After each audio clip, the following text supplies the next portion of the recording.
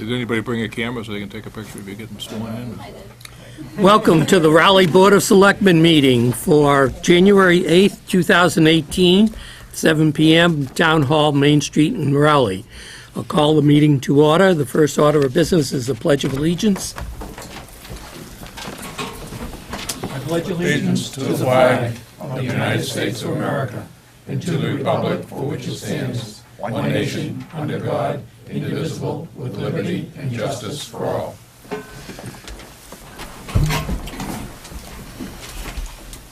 Okay, we haven't been around for 3 weeks. Wow. Nobody missed us. We have a 7 o'clock appointment with the Police Chief, Scott Dumas, who's in the audience, and we will have public comment at 7:05 to 7:10. We have a 7:15 appointment with Harbor Master Bill Demento, and we have general business, old business, and new business. So let's get right to our 7 o'clock appointment. Police Chief Scott Dumas to present Andrew Lawrence for appointment as a full-time police officer. Chief? Joe, you gotta say that we're on TV. Oh, pardon me, excuse me. This meeting is being video and audio recorded and televised live on Raleigh Community Media. Chief? Thank you, Mr. Chairman. With the retirement of Tom Hills, last week we had a process that we put together, to hire the next full-time police officer, and I'm pleased to present Andrew Lawrence as the next full-time police officer for your consideration. Andrew's a graduate of Saugus High School. He also graduated from Melita Reserve Intermittent Academy in June of 2016. He's been a reserve police officer with us for just over a year. Since he's been involved with as a reserve police officer, Andrew has been highly involved in he's worked a lot of shifts, days, overnights, and also been very engaged with the community. And this is one of the things that it's a premise that I have for the police department, but also when Andrew has jumped in with both feet. The other thing I wanted to mention, again, I know I mentioned it when he was a reserve police officer, is that at some point Andrew committed himself to a law enforcement career, and he was a much larger person than he is now. Andrew lost when he made that decision. He had to get physically fit, lost over 100 pounds. In order to pass the PAT, and now he's challenging all these folks when we do the 5K at Pine Grove, but he's upset that the water department has a ringer that's running for him. Yeah. But he's still trying to track him down. So I'd like to present Reserve Officer Andrew Lawrence for consideration to the appointing authority as a full-time police officer for the town of Raleigh. Thank you, Chief. Andrew? Well, it's been a great year. You want me to say something? Or? Yes. Okay. It's been a great year. It's been a fast year. It's been a privilege to be here. I love working here. I love interacting with the community. Extremely excited to move forward and bring everything I can to this community. It's a great time. Great. Good. Very good. Thank you. So now, you really do know where old Nancy is, right? I do. I heard it was a secret, though.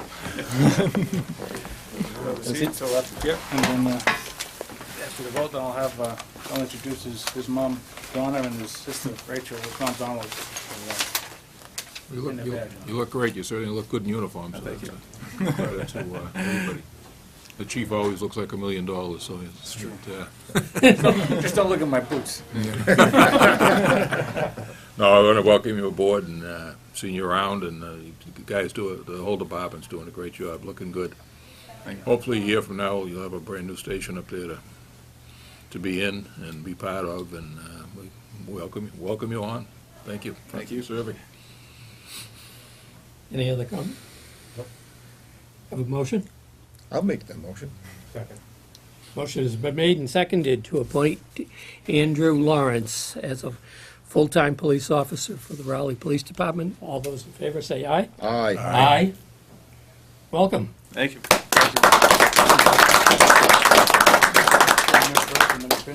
Say it again. Swear him in first, and then we can pin him. Stand up, and she's going to read you the swearing in. Doing good, you? Congratulations. Thank you. If I could, it's really a literacy test. If I could ask you to raise your right hand and read that off. Read it up.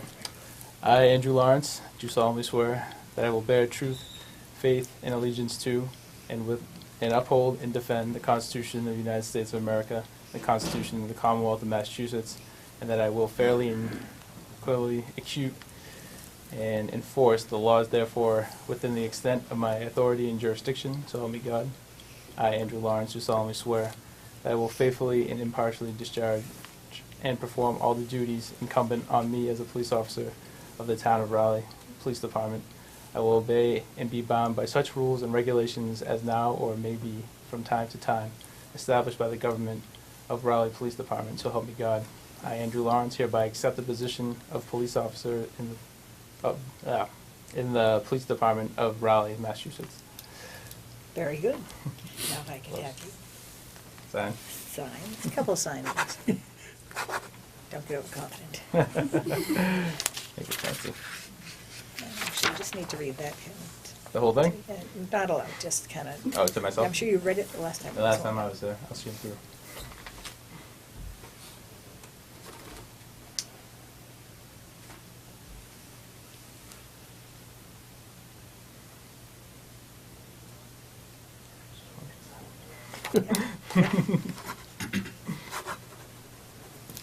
And then this is the only paper I need. The others are the chiefs. Oh no, what's that? 1/8. It's a good date. 1/8. I know. Oh, look at that. 1818. You gotta remember that. Date. Congratulations. Thank you very much. Thank you. Thank you. Congratulations. Officer Lawrence. Thank you. Congratulations. Thank you. Congratulations.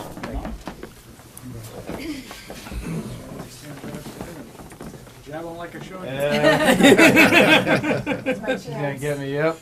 I told her I wore the vest today, so she couldn't, she wouldn't hit me too hard. There you go. Oh, she's been practicing. Thank you guys.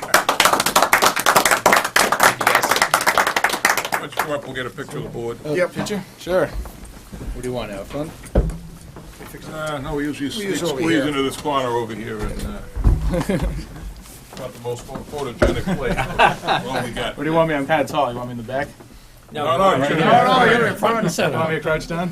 I don't know about hiring.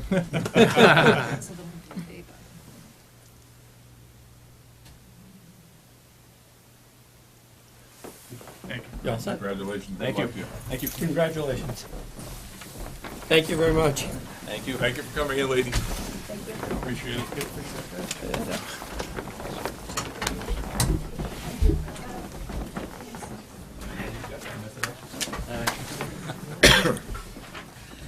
Big day for him. Yes. Yeah, that was great. Okay, we'll have Been a big public change over comment there. for the There's a next lot of- 5 A minutes. lot of change in that department in the last couple of years. Hi, Larry. Hey, Larry. Larry, Public comment? public comment. Sorry, you're too late. Right.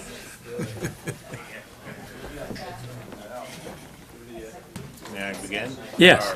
Thank you. Just wanted to point out that the Triton school budget, the Triton school has not had any interaction with any of the towns concerning their budget. And their preliminary budget will be presented on January 16th, 17th, and 18th with no advanced distribution, and at that meeting, no public or town interaction or response. There's also been no response to the Raleigh Board of Selectmen's letter of November 21st outlining Raleigh's proposed assessment. So I propose the following. To support any Triton budget of $28,291,781, which is based on their adjusted budget of November 8th, 2017, with a 2.5% increase. If their budget comes in above that number, then Raleigh's portion will be decreased equal to the state budget refund of the previous year, this year, which we never get a credit for. and also decreased by the amount of 1/2 of the Pine Grove School equipment, computer peripherals, and everything else, which the town of Rowley has signed up for $946,000.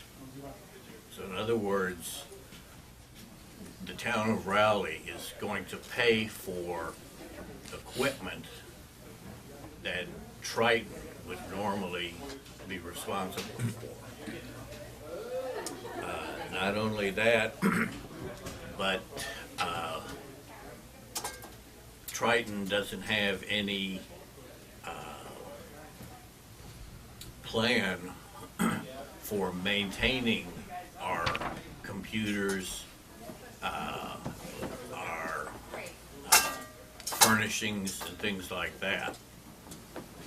So I'm advising that we look to the future, and for one thing is that when the Pine Grove renovation is turned over to the town, that the Board of Selectmen appoint either a person or a committee to oversee any work that may come up as far as maintenance or disposal or anything like that connected with the school. Right now, Triton has full responsibility and full leeway in determining, we'll say, whether the boilers need replacements, how much they're going to spend on the boilers, whatever else needs to be done without any input from the town. So I've given you a copy of basically what my proposals are for your consideration. Thank you.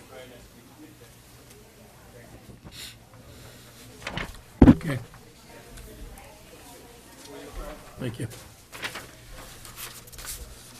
I didn't get to acknowledge in our December meeting that we had a school committee member from Salisbury present, Maureen Heffernan, and I do want to acknowledge that tonight Paul Lees from the town of Raleigh, who sits on the school committee, is present in the audience.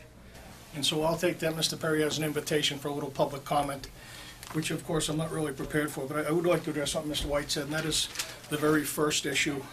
He reports that preliminary budgets to be presented on January 16th, 17th, and 18th with no advance distribution and no public town interaction or response. That's categorically false, okay? And the reason why it's false is what goes on in those nights are school improvement plans, and those are efforts where each building head comes forward and says, this is what we'd like to have in a good school budget for my building, middle school, high school, elementary schools. That's what takes place on the 16th, 17th, and 18th. And it's the beginning process of the school committee trying to determine what budgetary subtractions, additions they need to make. That's simply the start of the process to try to look at the school budget. So those are not preliminary budgets that are presented by the school committee. Okay, I just want to make that very clear. These are just individual building heads that are coming forward. I don't think that's clear from what he said. Thank you. Thank you. Okay, public comment is over, and we have a 7:15 appointment with Harbor Master Bill Demento and Police Chief Scott Dumas to discuss a memorandum of agreement with the Harbor Masters Association, Inc.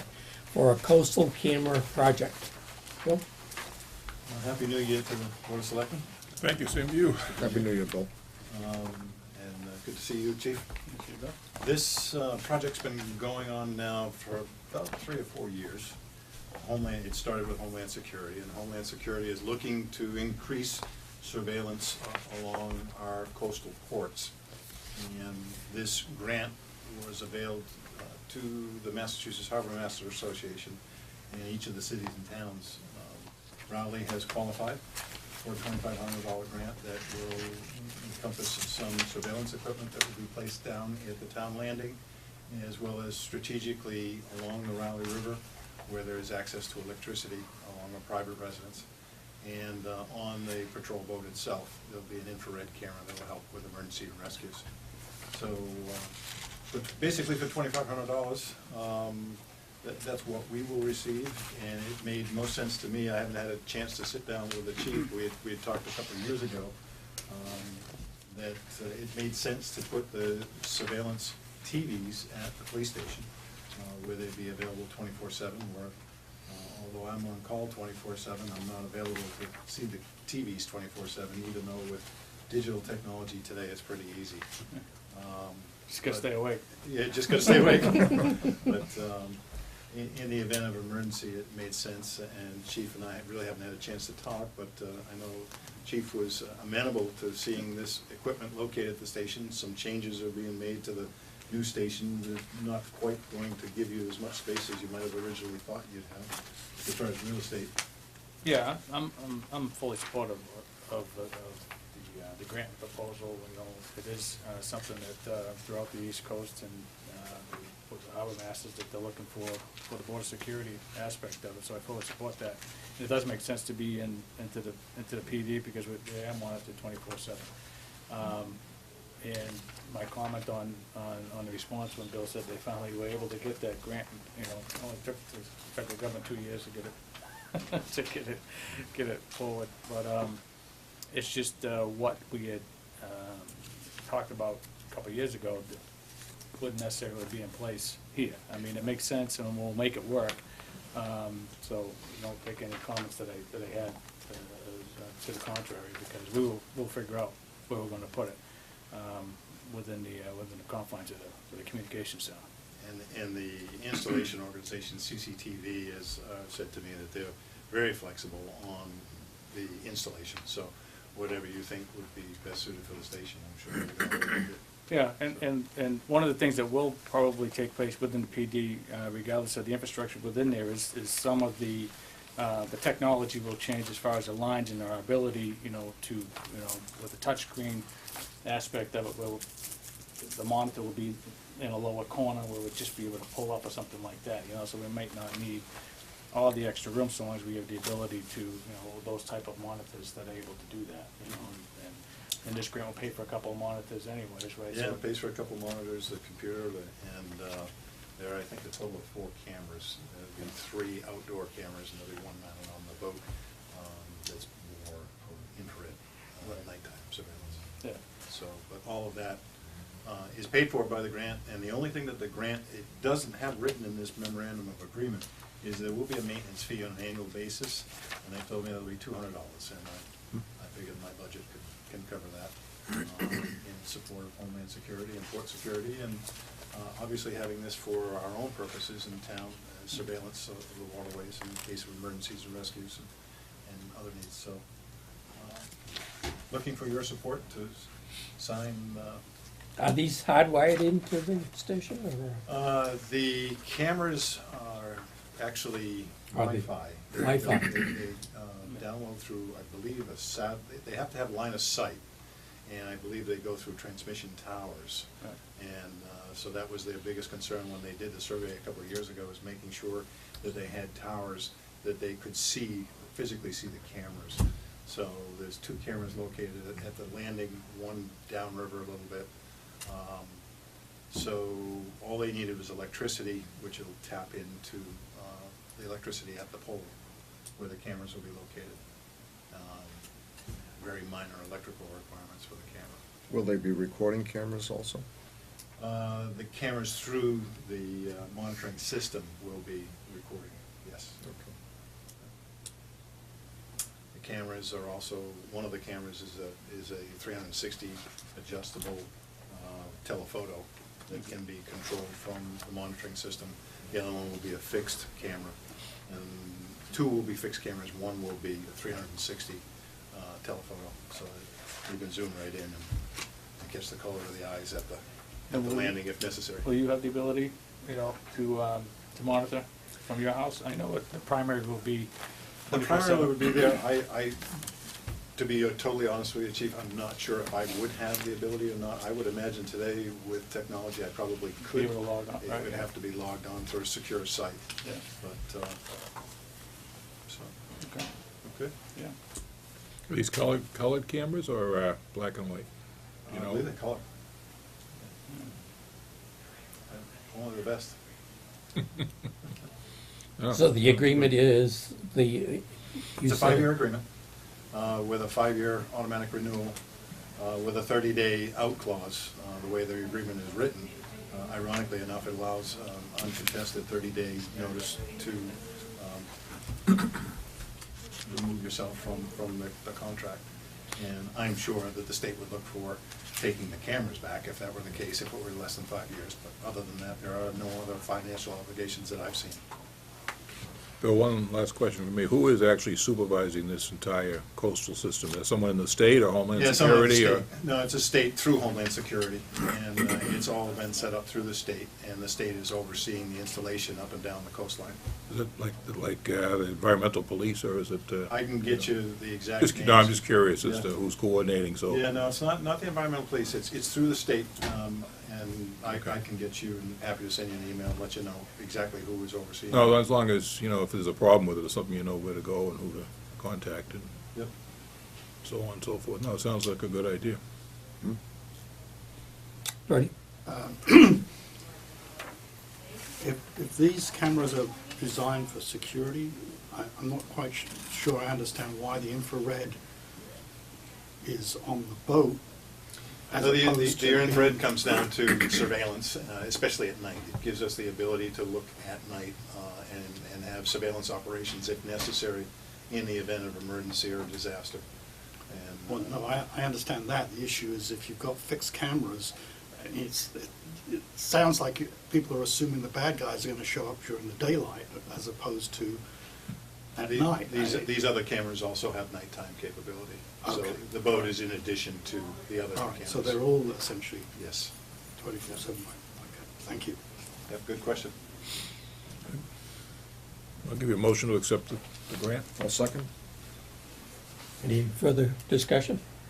Mr. Chairman, I would just ask, I put a note on there that if the board is supporting this, if we just have the town's attorney review the memorandum of agreement since it's a binding legal document, that would be okay. Yeah, I'll make that part of my motion. and have it- So we won't sign it tonight, we'll, Well, pending, we can have that authorization take place if there's a couple of changes that may need to be made. If we could work that out and have the chairman sign it, if that could be part of the motion and vote. sounds good to me. I'll second. So that. moved. Second. Any further discussion? Motion has been made and seconded to approve the memorandum of agreement with the restrictions as Debbie has delineated. All those in favor say aye. Aye. Aye. Thank you. Thank you. Congratulations, Bill. Thanks. Another duty. Something else to put in the station, right? All right. Thank you. Thank you.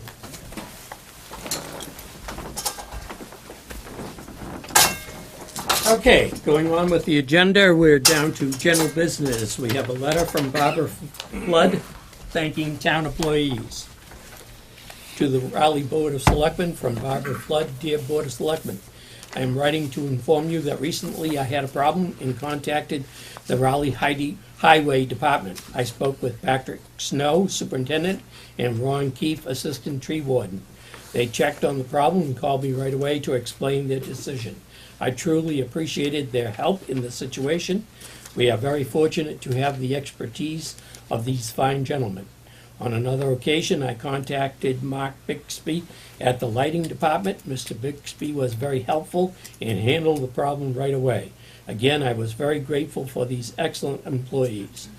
Of all of the many departments in the town that I've had business with in the 34 years we have lived in Raleigh, every employee was of the highest degree of professionalism. These dedicated men and women are always a pleasure to speak with. Thank you to each and every one of them. Keep up the good work, and Merry Christmas and a happy and healthy New Year to all. Sincerely yours, Barbara Flood. Thank you.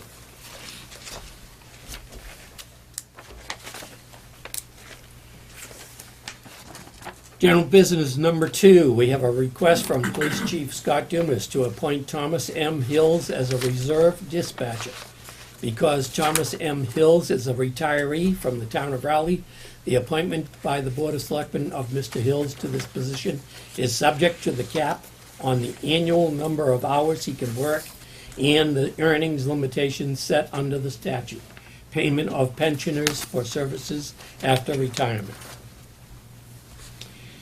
Dear board members, I highly recommend the following appointment to the Raleigh Police Department effective 1/8/18. Reserve Dispatcher Thomas M. Hills to expire June 30th, 2018. Respectfully submitted, Scott A. Dumas, Chief of Police. Yeah, I think he's allowed about 960 hours a year, which works out to about 16 hours a week. Not exactly, but as long as he monitors that, it'll be fine. It's good to see someone come back that can really be a help to the police department up here. His experience and time in the town, he knows us backwards and forwards, and he should do an excellent job as a reserve dispatcher. I'll make a motion for the appointment. I'll second that. Motion has been made and seconded to appoint Thomas M. Hills as a reserve police dispatcher.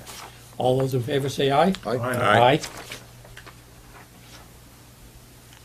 We have a request from the Board of Water Commissioners to lift the hiring freeze for the position of Water Superintendent.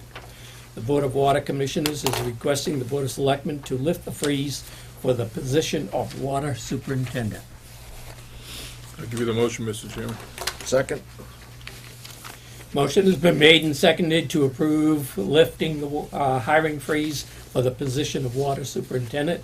All those in favor say aye. Aye. Aye. I need to drink water. Notice from Fire Chief James Broderick on the new process for issuing burn permits. 2018 burn permits. Starting January 8th, 2018, you may obtain your 2018 burning permits online. Please go to the Town of Raleigh website at www.townofraleigh.mass.ma.us. Is that? Okay. Enter online payment center by clicking on Pay Motor Vehicle and Boat Excise Tax. If you do not have access to a computer, you may obtain a permit at the Raleigh Fire Department at 7 Hammond Street between 8 a.m. and 4 p.m. And that website again is www.townofraleigh.ma.us. And the Fire Department is at 7 Hammond Street between 8 a.m. and 4 p.m. Monday through Friday. Please note change in location to obtain a permit in person. If you have questions, please call 978-948-3812 Monday through Friday, between 8 a.m. and 4 p.m. The cost of the permit for 2018 is still $0.00. Anticipate a modest fee starting in 2019.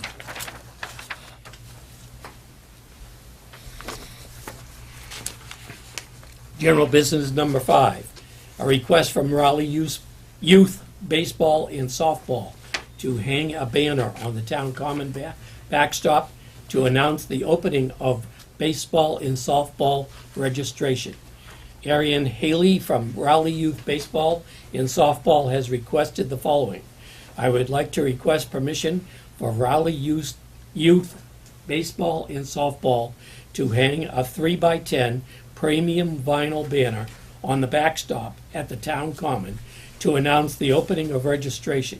You can use my contact info as the person responsible for removing or repairing the sign while it is up. The wording on the banner is Raleigh Youth Baseball and Softball, registration now open, www.RaleighYouthBaseball.com. We would like to hang the banner as soon as it is approved, and will remove the banner mid-February when registration closes. Give you the motion, Mr. Chairman. Second. Motion has been made and seconded to allow Rowley Youth Baseball and Softball to hang a banner on the town common. All those in favor say aye. Aye. Aye. Thank you. Old business, number 1. Discuss Pine Grove School landlord-tenant agreement for the Triton Regional Agreement and proposed lease of the Pine Grove School by Triton. We have been working for several months on a landlord-tenant agreement between the Triton Regional School District and the 3 towns in the district, which will eventually be incorporated into the Triton Regional Agreement. Debbie and Town Council Tom Mullen were concerned over the proposed language on the landlord-tenant agreement, and Tom provided the Board of Selectmen with many changes to that document. On December 11th, 2017, Triton Superintendent Brian Forget sent Chairman Perry a proposed lease agreement. The Board of Selectmen has not discussed or contemplated leasing the Pine Grove School. The only matter the board has discussed is the Triton landlord-tenant agreement. We can't have 2 separate documents concerning the Pine Grove School.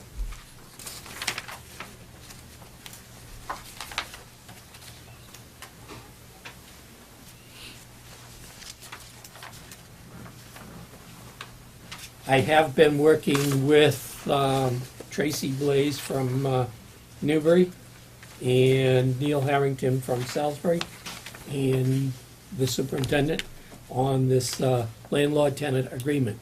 And we have, I have brought back draft writings to Debbie so that she could have Tom Mullen take a look at them. And I think that I was surprised on the Triton coming forth with a lease agreement for the Pine Grove School. Well, this was actually Salisbury's idea, though, when the Salisbury Board of Selectmen wanted a lease. That's reflected in Brian Forget's email to Neil Harrington. It makes it sound like it was actually the Salisbury Selectmen's idea. I don't know why they feel. Well, I think the issue is, and Paul can probably explain it better than I can, but No. Salisbury School is owned by Triton, basically. Right. And because when the new school was built up there, it was actually built by Triton, whereas our schools are owned by Rowley and Newbury respectively. And I think what they're trying to do is get, when the loan is up, Paul, they want to have everything equal. I'm not clear on that, Dave. Oh, you're not? I didn't see this agenda until 7 o'clock tonight, so I'm here just to listen more than Oh, anything. okay. I think they're trying to even, when all 3 towns, when Salisbury has paid for their school, then I think all 3 towns are gonna have, they wanna have or the school department wants to have a lease to clearly delineate. But like Debbie says, all we've talked about here is, the agreement Landlord-tenant. for the landlord-tenant. This kinda come out of the blue. Right. So, I think we were looking to get some feedback from what the other towns had to say. I don't know if we've got any, if we've contacted the other towns. The selectmen, when you discussed this in the presence of Town Council Tom Mullen, I think you wanted to have some time to think about it, because if we're not looking at a lease agreement, then it should be communicated back to the group you're working on with Chairman Perry. If we're looking at it, continuing to work on the document that we have in, then Tom has provided those suggested changes, and they're gonna be sent back to that group, and we'll stay on course to develop this language. I think you were anticipating trying to have an amendment to the Triton Regional School District and the town meeting warrant to incorporate this. I wasn't sure of your timetable on that. I'm not sure. I do know that we do have another meeting of the landlord-tenant committee, subcommittee, if you will, on the 17th of January. What's that, a week from Wednesday? At Triton, to talk about things. But I hadn't seen anything about the provision on the lease. I don't remember it coming up at the meeting. I may have forgotten that part. What we talked about at the meetings was that I believe that the agreement, Salisbury's lease, or the payoff of the loans on the Salisbury Elementary School will be completed by 2020. And that Triton at that point could, it's one of the things that they have to work out, turn the school over to the town.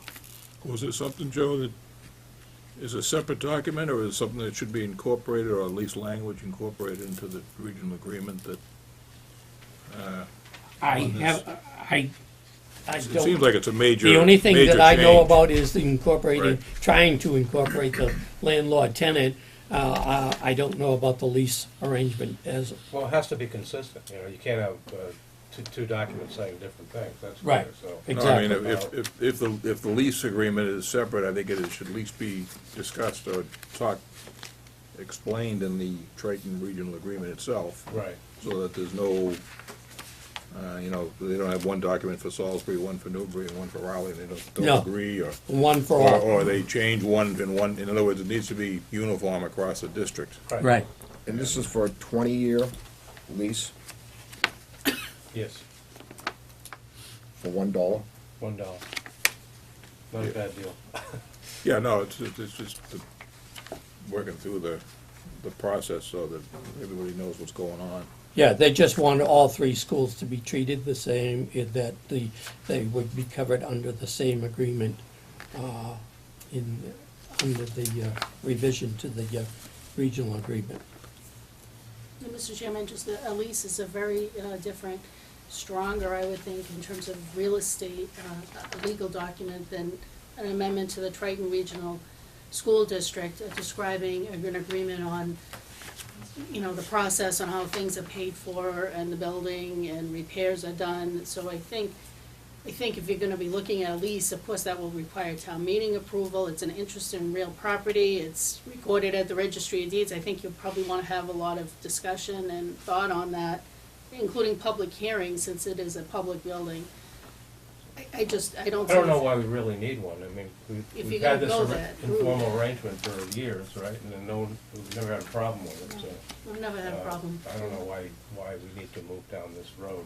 Well, the other thing too, it seems that we incorporated, the draft that we have here for landlord-tenant responsibilities, it also, a lot of the stuff's in the lease agreement, so I think we need one or the other. I don't think, it doesn't look as though we need both. No. No. But if you have both, they have to be consistent. They have to be consistent, so it'd be better off to make it part of the agreement, the regional I would say agreement. so. And then it's clear to everyone, and if anybody wants to change it, you do it at town meeting. So that everybody in town knows exactly what's happening with it, so. I think we need a better explanation, because this thing kind of popped out of the blue. Right. We've never It did. really got, other than an email from the superintendent, we've never really had much information on why or how or what the reasons are. Other than Salisbury is interested in doing it because the school's paid off in 2020, and I think that I believe it's maybe they're in 2020. limbo because their school is owned by the district rather than the town itself, so I'm not sure. Mhm. Maybe more of a Salisbury issue than it is an issue with Newbury and Raleigh at this point. Well, they do want whatever we come up with for the Triton Regional Agreement, it will apply to all three elementaries at the time. Well, it might be a case that Salisbury needs to, or Triton will need to turn over to Salisbury, that school back to them, so that Salisbury is the owner again. Mhm. And then all three towns will be in the same position of owning their school, and then we'll then talk about a lease arrangement, or whatever arrangement needs to be made to make it legal, so everybody knows what's going on. Right. 'Cause I know right now, agree. when they talk about budgets and stuff, there's a lot of talk about what Salisbury doing, because, the Triton owns it rather than the Mhm. town of Salisbury, so. Mhm. But there's a lot of confusion at this point. I'd like to also make the point too that we don't meet again for 2 weeks until the 22nd of January. And on that Thursday night, the 25th, there is a district communications meeting at 6 o'clock for the regular committee meeting. And then at 6:30 in the auditorium, Suzanne Bump from the State Auditor's Office, all of the selectmen and all of the school committee, and they have invited Hamilton Wenham Regional District, Masconomet Regional District, Pentucket Regional District representatives, plus state legislators, both reps and senators, to come to a meeting in the auditorium to talk about State Auditor Bump's proposal on the additional state aid. And so I would like to invite and hope that as many of the Board of Selectmen have that date on, put that date on your calendar, and please attend if you can. It would be I think it's going to be very important for the town to make our voices heard. So I agree that we do need to find out we don't need both documents, a landlord tenant or a lease agreement, but we need some. I think that they're looking for some agreement to have in the regional agreement, in the revised regional agreement. So we'll, It's basically, from what I've been reading here, it's all about town's responsibility and the district's responsibility. That's really what it comes down to. right. When- But they want to have it spelled out so it's the same across all three. That's why it wouldn't take effect until the year 2020. If that, again, being a senior citizen, that sometimes my memory isn't exactly what it should be, but I believe it's 2020 when the Triton Regional District can turn over the Salisbury Elementary School to the town. Whether that will happen, they have to work that all out themselves. Okay? Okay. Thank you.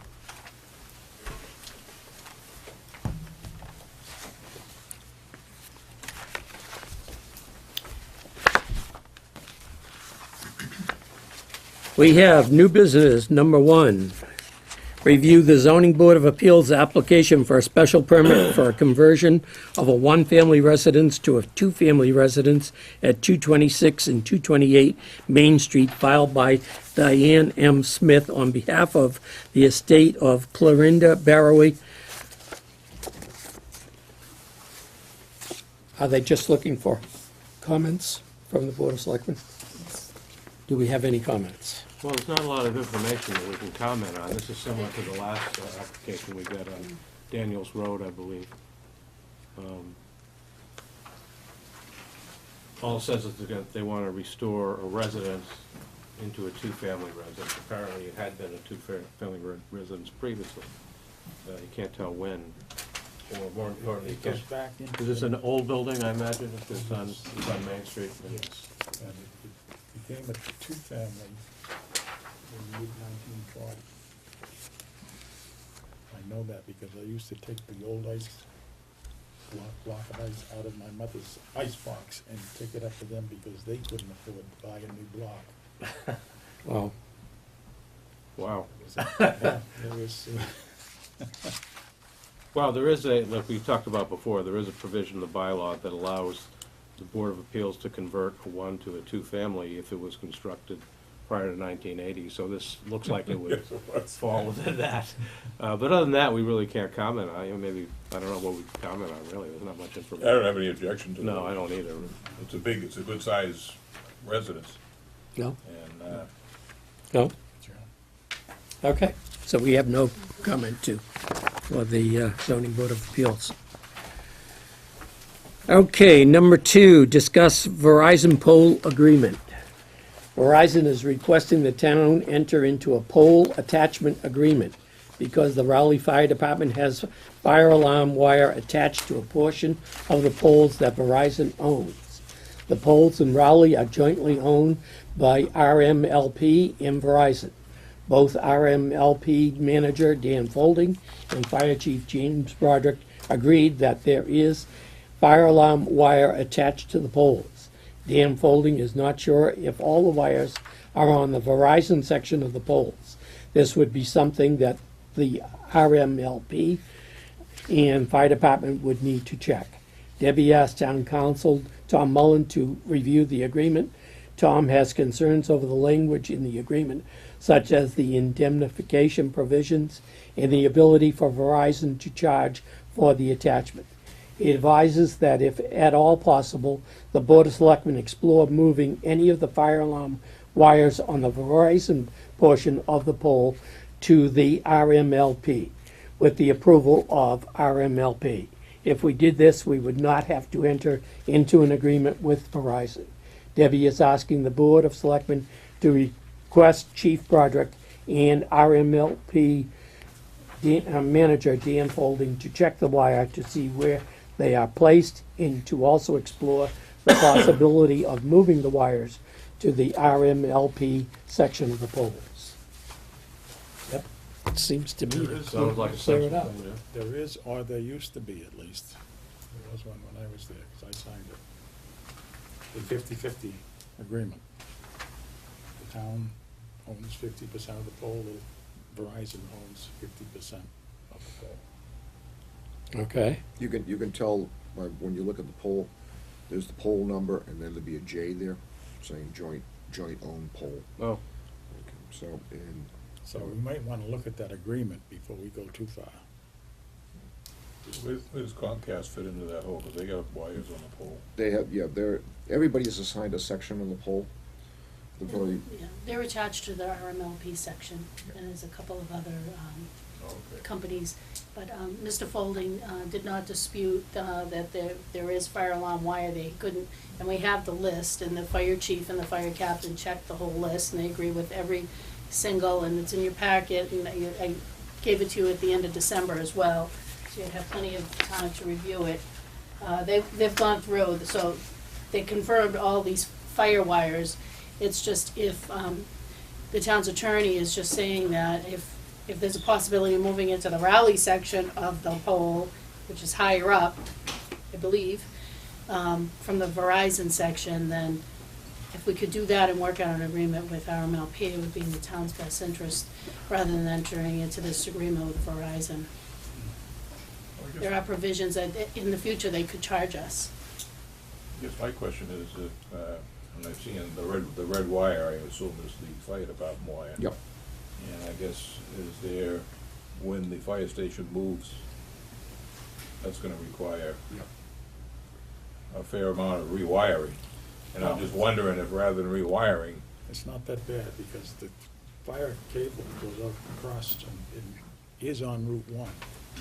okay, There are several businesses up there that have fire alarm systems.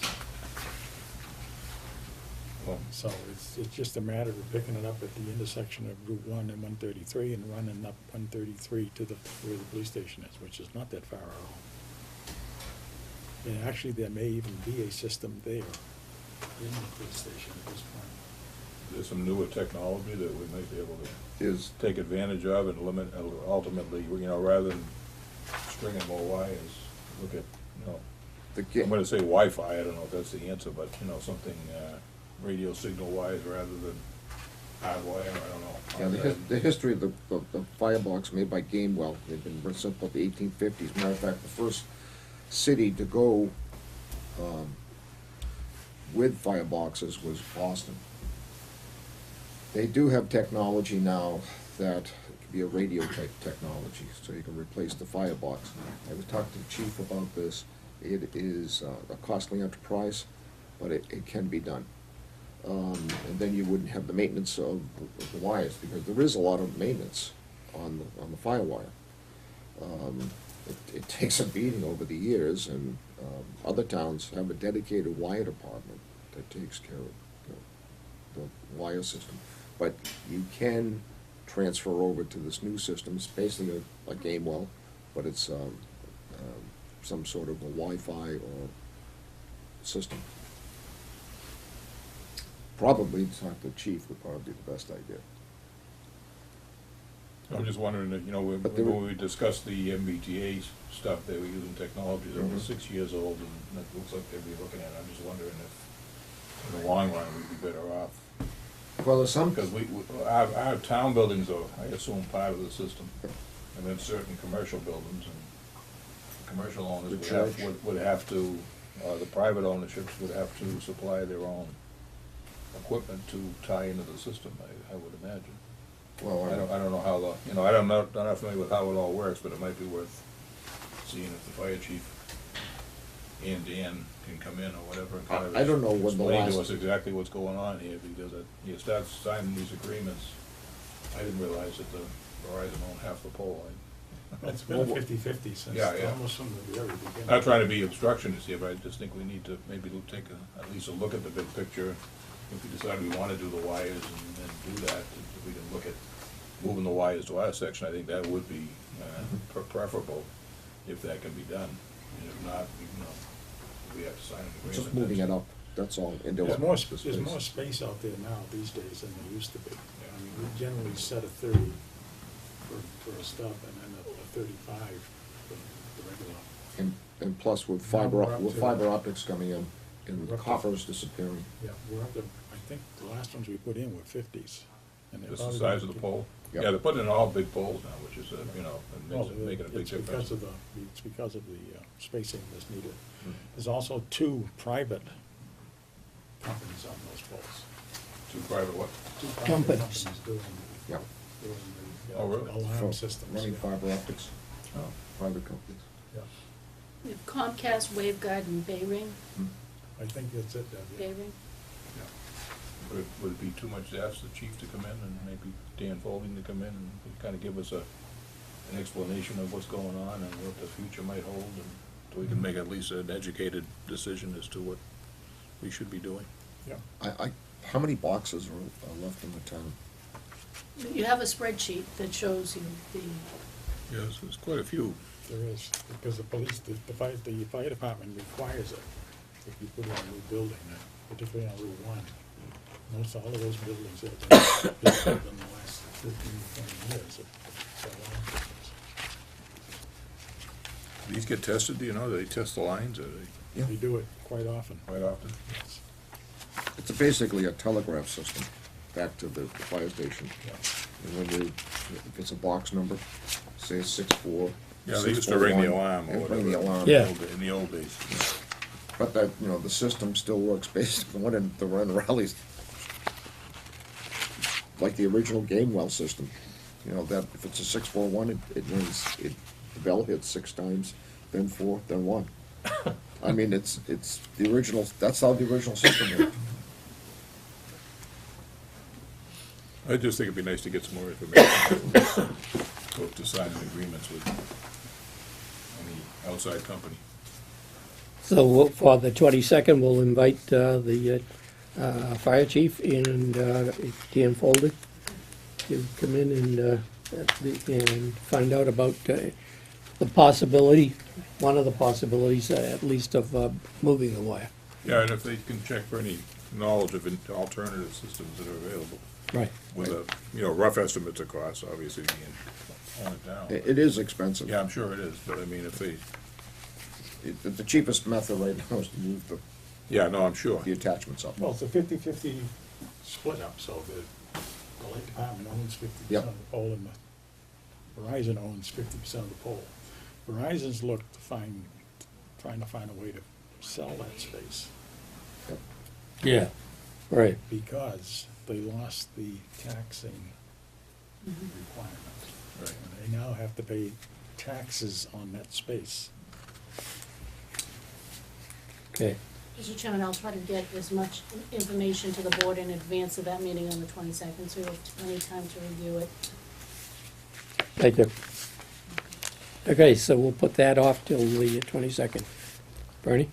Yeah, I'm just puzzled as to how you divide up the real estate on a pole.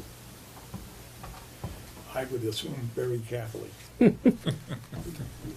Yes, I. No, everybody has a space on the pole, okay, going up. There's, where the pole is placed that's from the town taxed, okay? Yeah. And is placed in a certain place. It has to be in that place, in those parameters where it is placed. And then on the pole, there's the first 18 feet up is the telephone, and just above that is the fire department, and above that is the electric department. But everybody has a space. No, I understand that.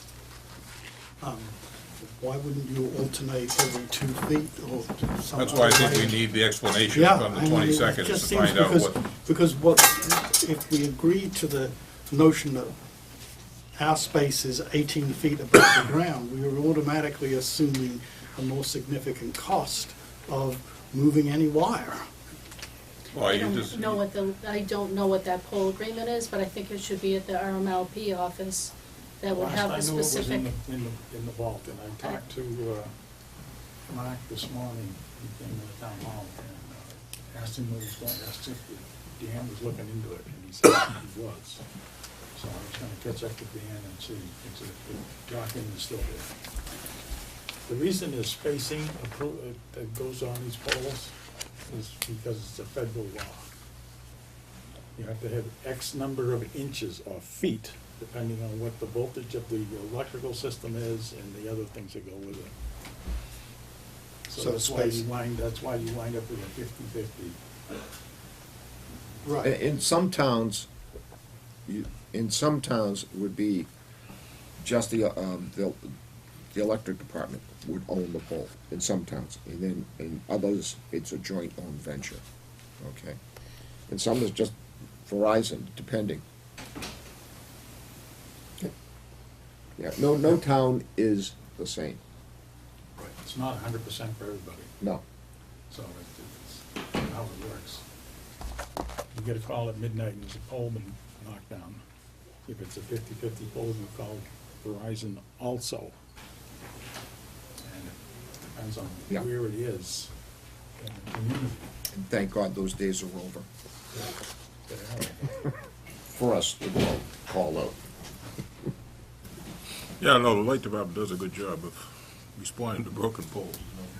We really do have an excellent record of lack of power outages Yeah. for any extended period. It's almost amazing. I mean, I talk to people in other towns, and it's happening all the time. It very seldom happens here. When it does happen, it's usually a car hits a pole or there's some kind of an emergency that transpires. So, but it would be good just to get a discussion going of what the situation is with the poles. We all understand it. And if we're gonna sign an agreement, at least we'll have an understanding of what we're signing at that point, so. Yep. So we'll cover that on the 22nd. Okay, going on to new business number 3, a request from Crown Castle to approve the modification of Sprint's equipment at the cell tower. Crown Castle is seeking to add 3 antenna and 3 RRHs, remote radio units, to the cell tower. The Board of Selectmen needs to vote to and have Chairman Perry sign the modification consent form.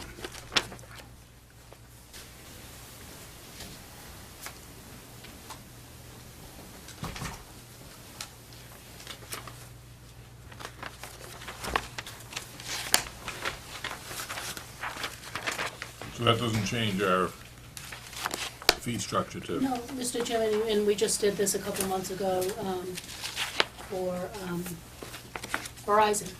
So it's, they need to go to the planning board, and they can't go to the planning board until they have this form signed. I'll give you a motion to approve, Mr. Chairman. Second? Motion has been made and seconded to allow me to sign the modification consent form. All those in favor say aye. Aye. Aye.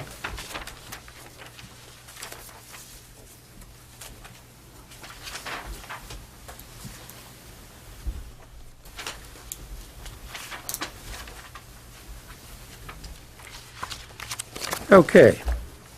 That takes care of new business. We have minutes from the Board of Selectmen meeting of December 11th and from the Board of Selectmen meeting of December 18th. Give you a motion for December 11th, Mr. Chairman. I'll second. Motion has been made and seconded to approve the minutes from the December 11th Board of Selectmen meeting. All those in favor say aye. Aye. Aye.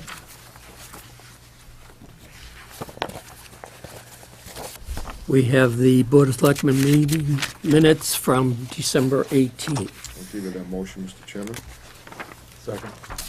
Motion has been made and seconded to approve the minutes for the Board of Selectmen meeting for December 18th. All those in favor say aye. Aye. Aye. Aye. Just a question on the minutes, not a problem with them, but the people talked about donating flags to the town. They doing any donation? She ordered the flag. He hasn't brought it to town hall yet, but probably this week. All right, thank you. We have announcements. Joe, can I just interrupt 1 second? Yes. On the announcements, can you make an announcement? It would be great if people have fire hydrants near their homes. Yes. Could dig out the fire hydrants. A lot of them are really buried with the snow we got this past week, and it'd be nice to have them dug out by, area residents. It's for their protection, so it would be great if they could do that. Yeah, it's, this snowstorm underneath is all ice. 'Cause I did mine. Yeah, I did mine too. It is very important. It's important to the homeowner, and it's important to the residents of the town that the fire department have access to the hydrants, and that we can go out and assist and make the hydrants accessible by removing the snow. We have had quite a bit of snow, and the plows have made it that much more difficult to reach some of the hydrants. But if you can remove some of the snow or break it down so that the fire department would have better access, it would be appreciated. Thank you. Okay. Information on the Pine Grove School project is available on the town's website at www.townofraleigh.net.